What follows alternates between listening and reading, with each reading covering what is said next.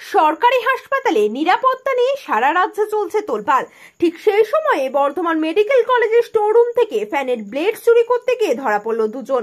বস্তা ভর্তি ফ্যানের ব্লেড উদ্ধার হয়েছে ধৃতদের কাছ থেকে। বিভিন্ন ওয়ার্ডে থাকা বৈদ্যুতিক পাখার ব্লেড খুলে স্টোররুমে রাখা ছিল বলে কলেজ কর্তৃপক্ষ জানিয়েছেন।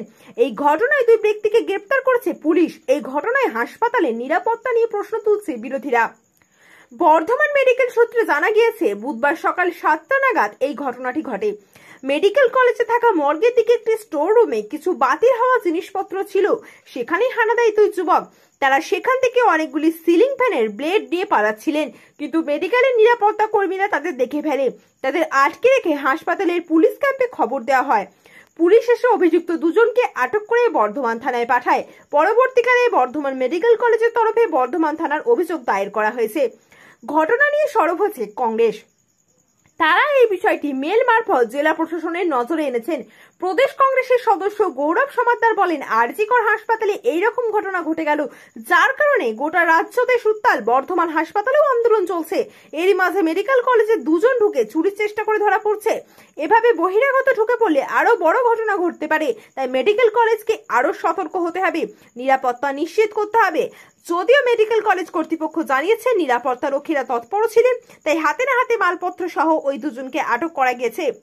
বর্ধমান মেডিকেল কলেজের অধ্যক্ষ মৌসুমী বন্দ্যোপাধ্যায় বলেন, ইতিমধ্যেই রাজ্য স্বাস্থ্য দপ্তরের কাছ থেকে আরো সিসিটিভি নিরাপত্তা রক্ষী চেয়ে আবেদন করা হয়েছে।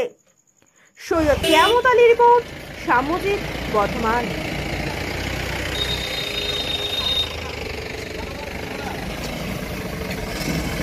ঘটনা ঘটেছিল, ওরা ভোর রাতে পিছন দিকে ঢুকেছে, মর্গের পিছন দিকে ঢুকে ওরা মনে হচ্ছে আগে দেখে গেছে এগুলো স্টোরে ছিল, তালা ভেঙে ওগুলো বার করে নিয়ে 25 লোককে পালাচ্ছিল। সেসব আমাদের লোক দেখেছে বা ওখানকার বাবুরবাগের লোকরা দেখেছে, ধরে নিয়েছে। ধরে ওকে পা টপকাতে পারেনি, তখন এখানে ওদের সামনে সব বেঁধে রেখে দিয়েছে। পুলিশকে ফোন করেছে, পুলিশ নিয়ে চারিদিকে তো তালা মারা রয়েছে।